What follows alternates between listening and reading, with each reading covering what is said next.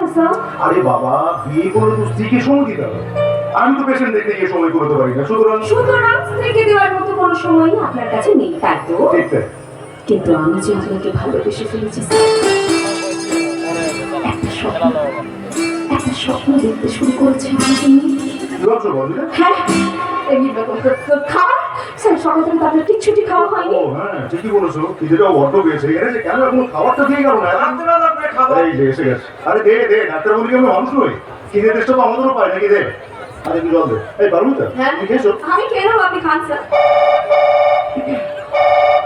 Hello, হ্যাঁ, কি আচ্ছা স্যার, তুমি রাখো, আমি দেখছি। কি হয়েছে বল? একটা ডেলিভারি কেস স্যার, এক্ষুনি ডেলিভারি করাতে হবে। মহিলা ভীষণ ঘামছে, লেবার পেন উঠেছে। হ্যাঁ, হাউস স্টাফে তাই জানালো। আপনি খান স্যার, আমি দেখছি। তো বদর, খবরটা নিয়ে যা।